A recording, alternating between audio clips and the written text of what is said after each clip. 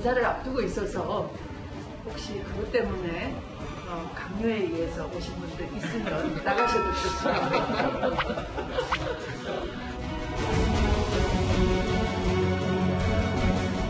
누구라도 돈과 권력으로 국민의 정치적 선택을 왜곡하는 반칙과 불법을 저지른다면 엄정히 수사하여 철저하게 대응한다는 자세가 필요합니다.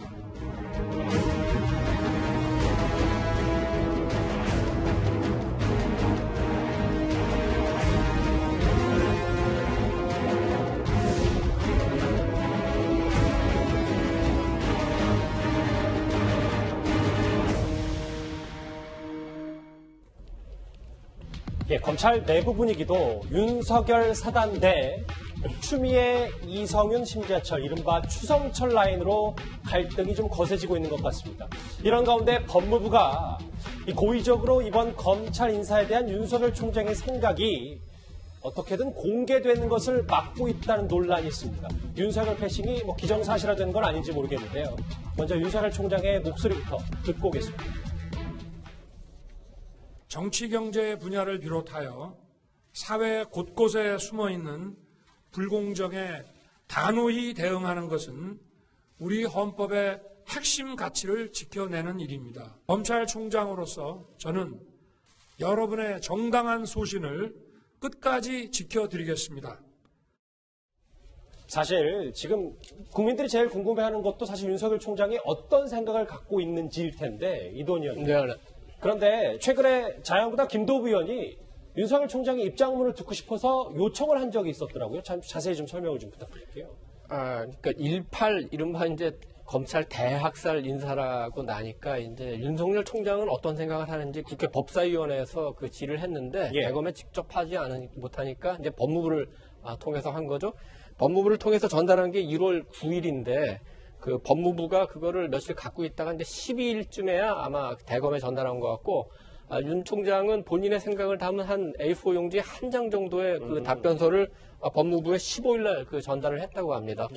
그런데 법무부가 아직까지도 그 국회 법사위에 제출을 하지 않은 것 같은데, 조금 시간이 걸린다. 대검에서도 답변 쓰고 정리한다. 이런 식의 그 핑계를 댔는데, 어쨌든 그 전달된 답변서를 제출하지 않은 거고, A4 용지 한 장이라고 하니까 그 안에 어떤 그 크게 불만을 담거나 그랬을 것 같지는 않은데, 어쨌든 법무부가 보기에는 껄끄러운 내용이 그 포함되어 있었을 수도 있죠. 그런 상황에서 아직 윤 총장의 생각은 아직 공개는 되지 않은 상황입니다. 한영동 입장, 지금 이도원 의원님이 잘 정리를 해주셨는데, 화면으로 보면 이런 거예요. 결국 며칠씩 지연되고 아직까지도 윤석열 총장이 인사에 대해서 어떤 입장을 갖고 있는지 언론에 공개가 안 되는데, 그럼 법무부가 이걸 또 위적되는 이유를 또 우리가 어떻게 받아들여야 될까요?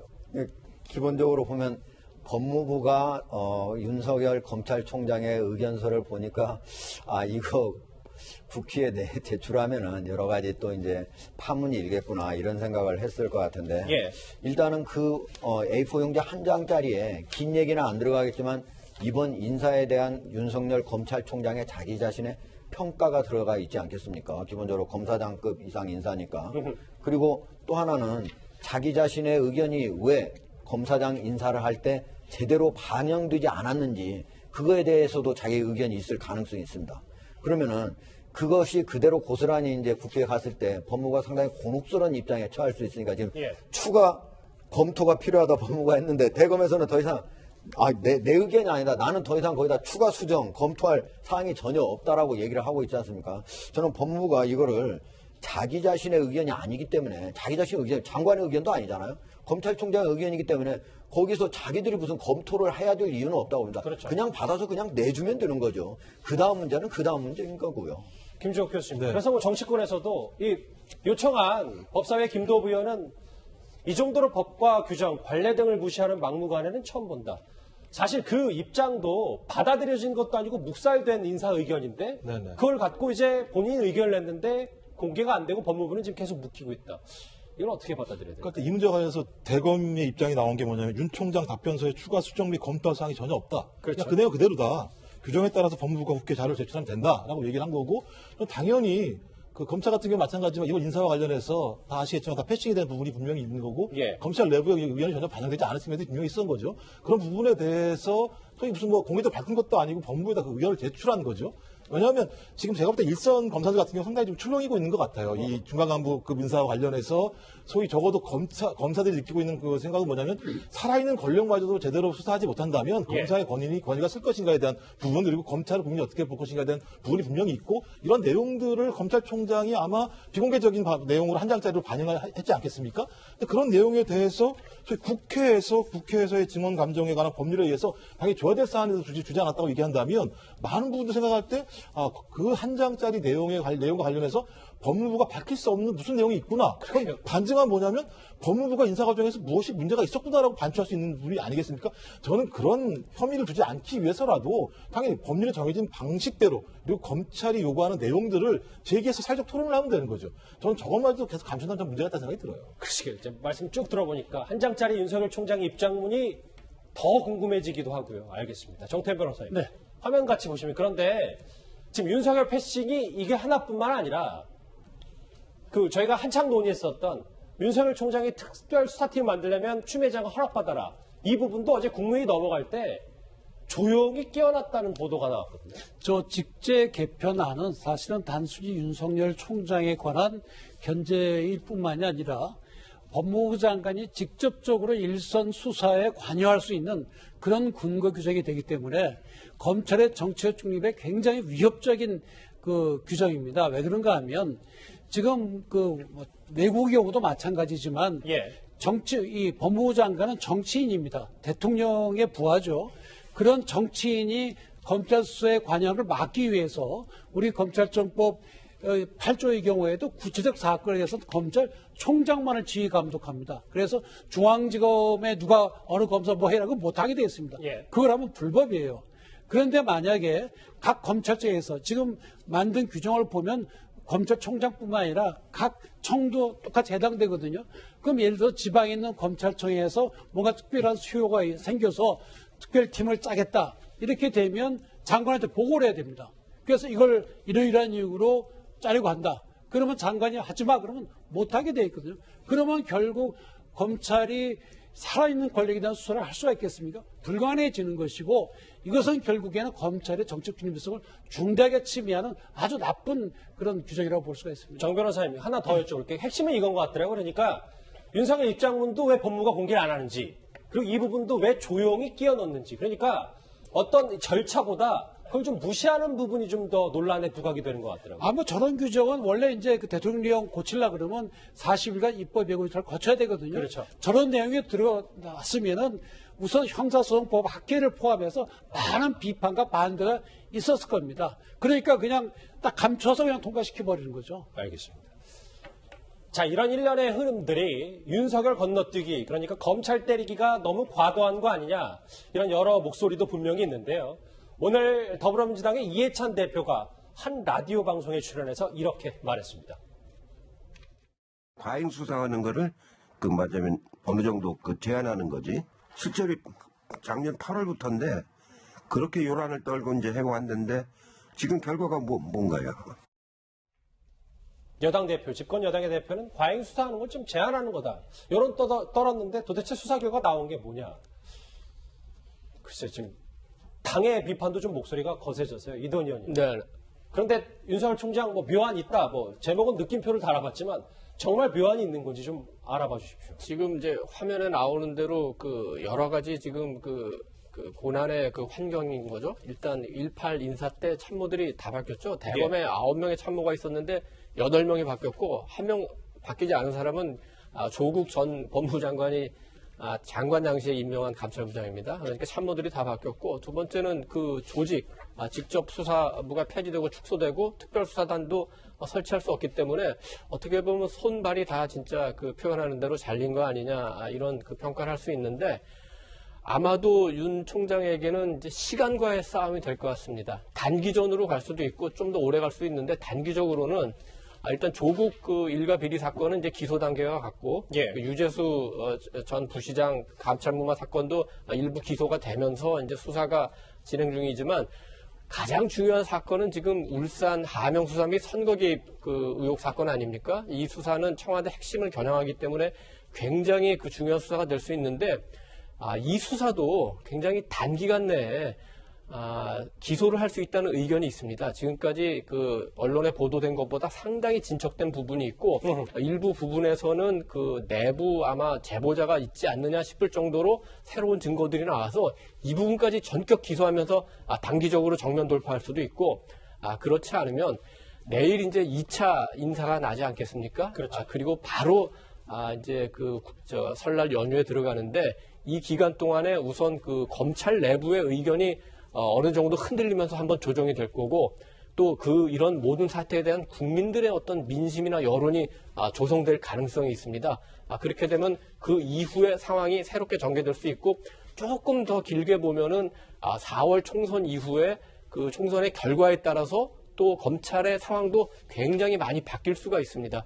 그래서 윤 총장으로서는 단기적으로 본인이 가진 수사권이 있지만 기소권이 있지 않습니까? 그렇죠. 기소권을 최대한 활용하는 방법, 그리고 장기적으로 여론은 나쁘지 않다, 여론은 오히려 윤 총장에게 더 유리하다, 이런 판단에서 조금 더 시간을 끌면서 후속 대응을 모색하는 방안으로 갈 수 있을 것 같습니다. 시간과의 싸움. 그렇네요. 하정대 국장. 네. 아까 이해찬 대표는 분명히 과잉 수사를 하니까 그걸 제한한 거다라고 주장을 하고 있는데, 여기 보시면 한 변호사는 결국 돌고 돌아서 부메랑이 되고 어느 정권에도 독이 되고 말 것이다. 이 검찰 인사, 이런 일련의 과정의 흐름들이. 국장도 좀 동일하십니까? 저희 이제 가장 큰 게 이제 직제 개편이거든요. 그게 뭐냐면 직접 수사부서, 검찰이 인지해서 직접 수사하는 부서를 13개를 없앴거든요. 그 중에 대표적인 게 지금 선거를 앞두고 공안부가 선거를 담당하는데, 공안 수요가 더 늘어나고 있음에도 불구하고 선거사범을 수사해야 되는 공안부서를 13개에서 8개로 5개나 줄이는 거예요. 그렇죠. 그러니까 한마디로 말해서 지금 현 정권이 이번 4.15 선거에서 어떤 불법을 저질러도 검찰은 손이 없어서 하기도 어려운 그런 상황이 될 수가 있다. 그리고 여러 가지 집권 세력의 예를 들면 뇌물범죄라든지 권력형 비리라든지 이런 것들은 지금 특수부를 많이 줄여가지고 어렵게 해놨습니까? 그런 측면에서 지금 사실은 그냥 어떤 한 정권의 위기가 아니고 앞으로 대한민국이 맑고 깨끗한 사회를 만드는 데 있어서 지금 완전 위기다. 그리고 또 하나는 지금 이제 인사를 앞두고 주간 간부 인사하고 평검사들 다 바꾸지 않습니까? 예, 조만간 있겠죠. 지금 그래서 제가 한번 물어봤어요. 일선 서울지검 같은 경우에 일선 지금 검찰청에 수사하는 검사들 어떻게 하고 있는지. 자기가 지금 수사에 착수한 지금부터 딱 1월 1일 하루 쉬고 지금까지 계속 일했대요.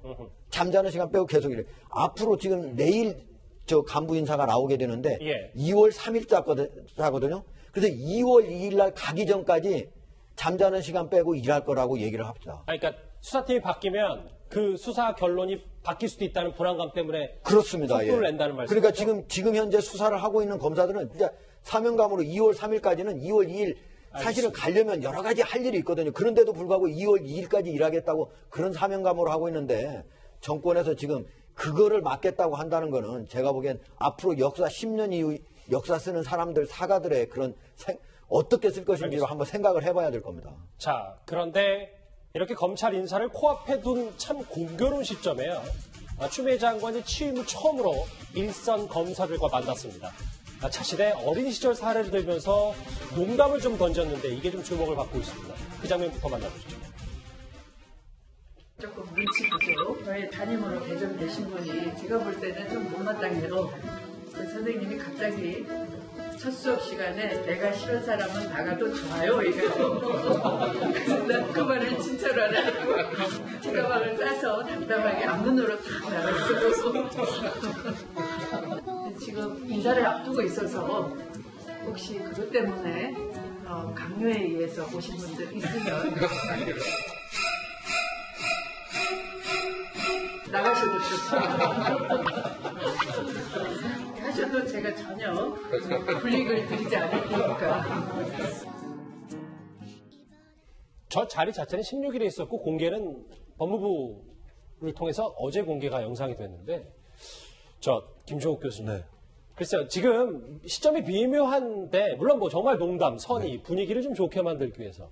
근데 듣는 사람에겐 정말 살벌한 농담이 될 수도 있는 거 아니겠어요? 일단 뭐 저는 그야말로 농담이었으면 좋겠는데요. 이 내용이. 근데 이게 뭐 나가라는 건지 나가지 말라는 건지 농담도 좀 재밌게 하셔야 되는데 답이 잘 넘어가셨는지 잘 모르겠어요. 같이 시사하시는 분들이.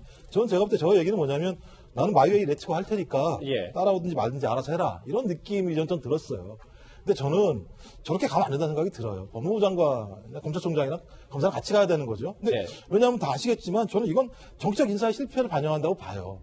왜냐하면 과거에 적폐 수사하면서 윤석열 사단에 갔다가 대거 등용했고 그 등용한 그 윤석열 사단이 살아있는 권력을 수사했고 또 거기에 대한 반대 인사를 통해서 지금 다시 또 윤석열 사단이 들어왔다는 얘기들이 뭐 나올 수 있는 측면이 분명히 있기 때문에 근데 이렇게 소위 인사를 했더니 무슨 일이 벌어졌느냐? 대통령 지시사항을 지금 어기고 있는 상황이 벌어지고 있어요. 대통령이 무슨 말씀하셨습니까? 엄정하게 수사해라. 살아있는 권력이든 과거의 권력이든 검찰 스스로든 엄정하게 수사해라.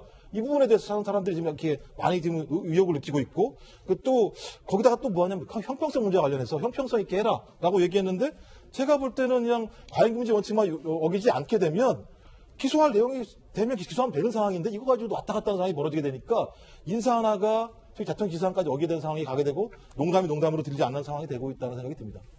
예, 알겠습니다. 일단 이렇게 미묘한 시점에 공개된 추미애 장관의 농담 여러 가지 뒷얘기 해석들이 나오고 있는데요. 이 주에는 좀 여기서 정리를 해보겠습니다.